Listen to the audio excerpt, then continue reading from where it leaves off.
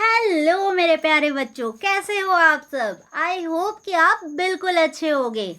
मैं हूँ Devjyoti and welcome to my channel physics phobia. Let's start. बच्चों देखिए, थंबनेल में आपने शुरू में ही देखा होगा कि हम करने वाले हैं क्विक रिवीजन। रिवीजन क्यों ज़रूरी है? रिवीजन ज़रूरी इसलिए है क्योंकि हमें अपने कॉन्सेप्ट्स को क्लियर रखना है और आगे के कॉन्सेप्ट्स को अगर क्लियरली समझना है तो उसके लिए रिवीजन बहुत इम्पॉर्टेंट चीज़ है। अभी बात करते हैं हम अब उन सारे पॉइंट्स की जो कि हमने पिछले वीडियोस में देख रखे हैं। अभी देखिए, यहाँ पर जो आपका है, पहले आता है कूलम्स लॉ। कूलम्स लॉ क्या होता है? कूलम्स लॉ का एक सिंपल सा फॉर्मूला था, F is equal to 1/4 pi epsilon nought Q1 Q2 upon R square, जहाँ पर Q1 और Q2 क्या है? दो चार्जेस हैं और R क्या है? इन दोनों चार्जेस के बीच का डिस्टेंस है। 1/4 पाई एप्सिलॉन नॉट की वैल्यू क्या थी? वो थी 9 इंटू 10⁹ न्यूटन मीटर स्क्वायर पर coulomb square. Unit is very important in physics. Now, what is the value of epsilon naught? The value of epsilon naught is 8.85 into 10⁻⁻12 coulomb square per Newton meter square. Now we are talking about electric current. What is electric current? The formula for electric current is I is equal to Q upon T NE upon T. यानी कि Q is equal to हम जानते हैं quantization फॉर्मूले से क्या होता है, Q is equal to NE upon T. तो I is equal to एक फॉर्मूला आपका हो सकता है Q by T और एक और फॉर्मूला हो सकता है I is equal to NE upon T. अभी बात करते हैं करंट की यूनिट्स की। तो करंट की एक यूनिट SI यूनिट क्या होती है? एम्पियर, और एक और यूनिट हम कह सकते हैं कूलम पर सेकेंड। करंट की CGS यूनिट क्या होती है? वो होती है स्टैट कूलम पर सेकेंड। अब बात करते हैं करंट क्वांटिटी कैसी है। Current is a scalar quantity. Direction of current किधर से किधर होता है? तो ये देखिए, यहाँ पर बगल में हमने एक सर्किट को कंसीडर किया है। यहाँ पर लगा हुआ है एक सेल और अब यहाँ पे देखिए क्या है, एक टर्मिनल आपका पॉजिटिव है, एक टर्मिनल, ये छोटा वाला टर्मिनल क्या होगा? नेगेटिव टर्मिनल होगा। तो करंट जो होगा पॉजिटिव से चलना शुरू करेगा और नेगेटिव पर जाकर के खत्म होगा। Direction of current is positive to negative. अब डायरेक्शन ऑफ इलेक्ट्रॉन क्या होता है? इलेक्ट्रॉन्स पर चार्ज जो होता है वो नेगेटिव होता है और इलेक्ट्रॉन का डायरेक्शन करंट के डायरेक्शन के जस्ट अपोजिट होता है। तो करंट का डायरेक्शन किधर से किधर था? Positive to negative. इलेक्ट्रॉन का डायरेक्शन किधर से किधर होगा? जी हाँ, नेगेटिव टू पॉजिटिव।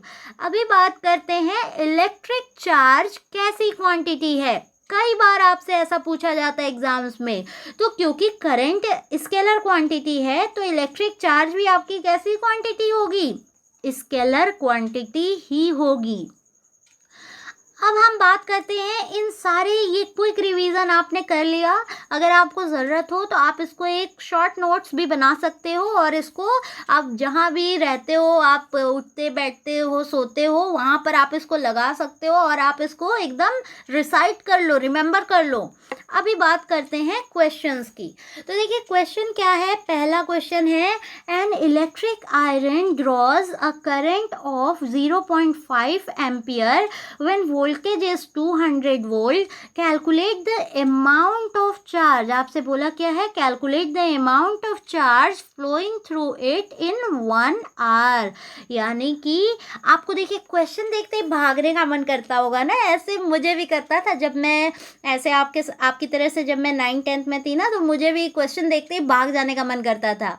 लेकिन फिर मैंने सोचा कि यार 70% क्वेश्चंस तो ऐसे ही होते हैं जो कि बस गिवन रहता है और क्या पूछा है ये समझ जाओ तो हमारा क्वेश्चन आराम से सॉल्व हो जाएगा। तो क्यों ना सॉल्व किया जाए। तो आपको भी भागना नहीं है, आपको भी डटे रहना है मैदान में। तो देखिए यहाँ पर सबसे पहले क्वेश्चन को सॉल्व करने का क्या तरीका है, क्या गिवन है आप वो लिख लीजिए। और क्या पूछा है आप वो भी मेंशन कर लीजिए। ये देखिए आज क्या आपसे किया है, गिवन क्या है, आपको यूनिट्स पता है ना, करंट की यूनिट हमने आपको क्या बताई, एम्पियर होती है। तो जिस भी वैल्यू के आगे एम्पियर लगा हुआ है डेफिनेटली वो वैल्यू क्या होगी, करंट होगी। तो आप लिख लीजिए आई इज इक्वल टू, आपको क्या दिया हुआ है 0.5 एम्पियर। वी आपको कितना दिया हुआ है 200 वोल्ट। पूछा आपसे क्या है, क्यों पूछा है, और टाइम आपको कितना दिया है 1 आवर दिया है। अभी देखिए कई बार ऐसा होता है ना कि जितनी चीज़ें हमें गिवन होती हैं सबका यूज़ होता नहीं है फाइंड करने में। हमें क्यों पूछा है और हमको आई और टी ये सब दिया हुआ है, तो रिलेशन क्या होता है, रिलेशन होता है I is equal to Q upon T. एक और बात, आप जब ये सारी चीज़ें सॉल्व कर रहे हो तो आपको अपने दिमाग में ये सारी चीज़ें भी सोचनी है कि हमने इस क्वेश्चन को कौन सी यूनिट में सॉल्व करना है। सपोज़ कि मैंने मान लिया कि मैं इस क्वेश्चन को एसआई यूनिट में सॉल्व करना चाहती हूँ, तो सारी की सारी वैल्यूज़ आपकी किस में होनी चाहिए, एसआई में ही होनी चाहिए। अगर नहीं है तो कन्वर्ट करिए। जैसे कि यहाँ पे हम देख सकते हैं कि टाइम की जो वैल्यू है वो एसआई में नहीं है, वो बिग यूनिट है।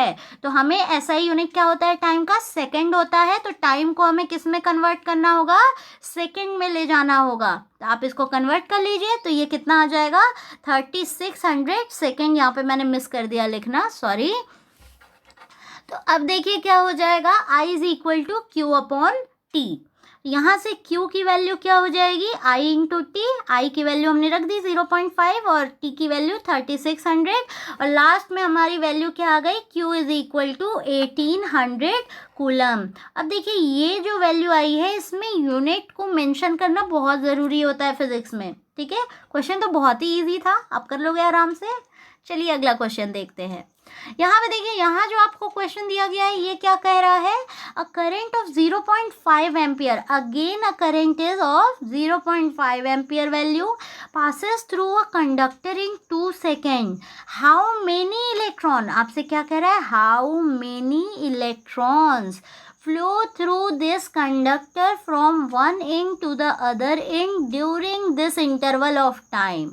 Charge on each electron is 1.6 into 10 to the power minus 19 coulomb.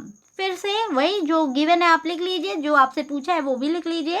आई आपको कितना दिया है 0.5 एम्पियर, टाइम आपको कितना दिया है 2 सेकेंड, एन आपसे कितना पूछा है, एन ही तो पूछा है, हाउ मेनी इलेक्ट्रॉन पूछा है ना, आपसे एन पूछ रहा है, और आपको ई भी गिवन है। अब फिर से अपने मन में आप डिसाइड करिए, आपको एसआई में चीज़ें सॉल्व करनी है या सीजीएस में सॉल्व करनी है या फिर बिग यूनिट्स में सॉल्व करनी है। I have decided in my mind that I will solve this questions in SI unit. तो यहाँ पर आपको ऑलरेडी सारी चीज़ आपको एसआई में ही दी हुई है। आप फॉर्मूला यूज़ करिए, आई इज इक्वल टू क्या होता है, Q upon T is equal to N E upon T. तो यहाँ पर देखिए I इज इक्वल टू हम लोग क्या लेंगे, एन ई अपॉन टी, क्योंकि हम लोग को तो एन फाइंड करना है। तो अब यहाँ पर सारी वैल्यूज आप पुट कर दीजिए, सॉल्व करिए। लास्ट में आपको एन की वैल्यू कितनी मिल जानी है, 6.25 into 10 to the power 18। I am thinking that you know very well about mathematics, that's why I am not explaining any mathematics. Now the next and very important thing about this chapter is electric field. Electric field किस तरह के charge का, electric field एक ऐसे charge का हम यहाँ पर बात करेंगे जो कि रुका हुआ है, जो कि स्टैटिक है। इस चार्ज के चारों तरफ का एक ऐसा फील्ड, इलेक्ट्रिक फील्ड होता क्या है, जैसे कि हर किसी का अपना एक एरिया होता है ना, कि जैसे कुत्ते लोगों की फाइट आपने देखी है, उसका हर कुत्ते का अपना एक एरिया होता है, उसमें कोई दूसरा डॉग आ जाता है तो वो क्या करता है, तुरंत बार्किंग स्टार्ट कर देता है। या फिर हो सकता है कि उसका कोई फ्रेंड आया है तो उसका आओ भगत भी करता होगा। अभी देखिए क्या कर होता है, ऐसे ही चार्ज के केस में भी होता है। चार्ज के केस में क्या हो जाएगा आपका, चार्ज के चारों तरफ का वो फील्ड जिसमें हम उस चार्ज के प्रेजेंस को फील कर सके, ऐसे ही फील्ड को हम कहते हैं इलेक्ट्रिक फील्ड। एक बार डेफिनेशन भी देख लेते हैं, इतने मेहनत से लिखा है मैंने। इलेक्ट्रिक फील्ड में be defined as the space surrounding a charge और a system of charges within which the influence of these charges can be felt. यानी कि इलेक्ट्रिक फील्ड एक ऐसा स्पेस है या फिर किसी चार्ज के चारों तरफ का ऐसा सराउंडिंग है जिसमें इसके अपने खुद के इन्फ्लुएंस को हम फील कर सकते हैं, हम या फिर कोई भी दूसरा चार्ज। अब देखिए यहाँ पर आपको दिख रहा है ये आपका चार्ज Q है, Q के चारों तरफ क्या है, एक फील्ड है।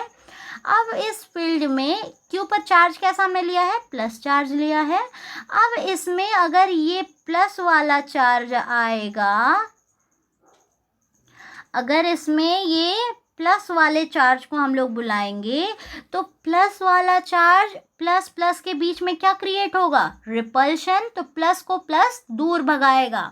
अब इसी प्लस चार्ज में अगर हम नेगेटिव वाले को बुलाते हैं तो प्लस और माइनस के बीच में क्या होता है, अट्रैक्शन। तो ये इसको क्या करेगा, पास में बुलाएगा, बैठाएगा। तो किसी भी चार्ज के चारों तरफ का वो एरिया, वो सराउंडिंग जिसमें इस चार्ज के इम्पैक्ट को हम फील कर सकते हैं, उसे ही इस चार्ज का हम क्या कहेंगे, इलेक्ट्रिक फील्ड। इलेक्ट्रिक फील्ड का फॉर्मूला क्या होता है बच्चों, वो होता है E is equal to F upon Q.